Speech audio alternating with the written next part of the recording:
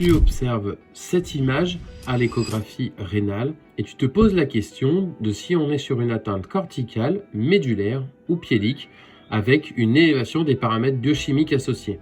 Tu l'auras compris, aujourd'hui on va encore parler d'échographie rénale, mais cette fois-ci de lésions potentiellement médulaires. Et spoiler alerte, attention, c'est la plus difficile à diagnostiquer. Alors avant de commencer, on va juste parler un petit peu d'étiologie. À quel moment la médulaire rénale peut être touchée par quelque chose de lésionnel et visible anatomiquement à l'échographie abdominale? On a en réalité deux grandes causes d'atteinte médulaire. La première cause, pas forcément facile à trouver à chaque fois, c'est la cause ischémique. Parce que la médulaire rénale est la première zone atteinte par manque d'oxygénation. Donc un animal qui est hypotendu, un animal qui est en état de choc, un animal qui présente une déshydratation très sévère peut manifester des signes de lésion médulaire. Mais la principale cause à retenir, c'est celle-ci, c'est la cause toxique ou infectieuse. Donc il y a certaines molécules qui sont toxiques, notamment certains médicaments, certains antibiotiques par exemple, des anti-inflammatoires non stéroïdiens peuvent provoquer des lésions médulaires. On a aussi également les intoxications à l'éthylène glycol qui peuvent provoquer l'apparition de lésions médulaires. Pour rappel, la médulaire est essentiellement constituée des tubules de réabsorption d'une partie des urines au moment où les urines ont passé le glomérule rénal. Et juste avant l'écoulement de l'urine finalisée dans la cavité piédique.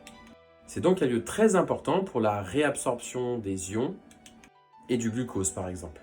La dernière cause, c'est la cause infectieuse, notamment chez le chien, la leptospirose, qui va toucher essentiellement les tubules contournés proximaux, ce qui va empêcher un défaut de réabsorption du glucose dans les urines et donc provoquer ainsi une glucosurie. Je te laisse me suivre maintenant, on va parler des lésions échographiquement visibles lorsqu'on a quelque chose, une atteinte médulaire. Pour rappel, on a en périphérie le cortex rénal, comme on avait vu dans les vidéos précédentes. Ensuite, on a ici la médulaire et ensuite on a les petits canaux collecteurs qu'on a vus avec les parois hyperéchogènes. Donc lorsqu'on a une atteinte médulaire, l'objectif est de visualiser du lésionnel qui apparaît à partir ici de la corticale rénale. En l'occurrence, ici, on observe l'apparition d'une bande hyperéchogène qui va faire le différentiel entre la corticale et la médulaire ici. Ce signe-là est appelé le medullary rim sign. Ce medullary sign est un signe évocateur d'une atteinte médulaire.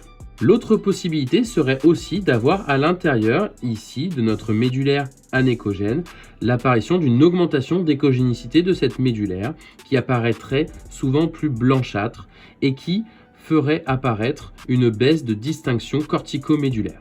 La plupart du temps, lorsqu'on a une atteinte médulaire, on est sur une atteinte essentiellement aiguë, ce qui entraînera une néphromégalie la quasi-totalité du temps. Mais attention, ces signes échographiques sont parfois très subtils. Et le medullary sign que tu as vu précédemment peut parfois être présent de manière physiologique chez certains animaux. C'est pourquoi, pour les atteintes médulaires, il faut garder en tête que l'échographie te permet d'orienter ton diagnostic différentiel et pas de conclure avec certitude sur le lésionnel.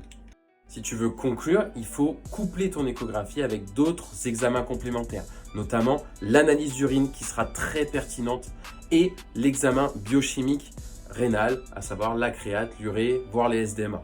L'analyse d'urine sera donc pertinente pour voir si on a une atteinte tubulaire avec une fuite de protéines, une protéinurie et potentiellement une glucosurie. Toujours à corréler la glucosurie avec la glycémie sanguine, notamment chez le chat qui peut être glucosurique simplement du fait d'une hyperglycémie de stress. Mais généralement associé à cela, tu as une baisse de densité urinaire, une protéinurie associée. Donc très peu de moyens de se tromper. Donc pour résumer, l'atteinte médulaire est plutôt rare par rapport aux autres atteintes corticales ou de la cavité piédique, est beaucoup plus difficile à diagnostiquer, notamment au niveau de son étiologie, donc je te conseille de compléter ton examen échographique d'autres examens complémentaires avec notamment l'analyse d'urine et la prise de sang. Est-ce que tu avais déjà vu une vidéo comme celle-ci sur les atteintes médulaires? Je te laisse me répondre en commentaire et dis-moi si tu connaissais le medullary sign. Si tu veux aller plus loin en formation et apprendre à connaître toutes les subtilités de l'échographie abdominale, je te laisse le lien en description. Et quant à moi, je te dis à très vite pour la prochaine vidéo. Salut!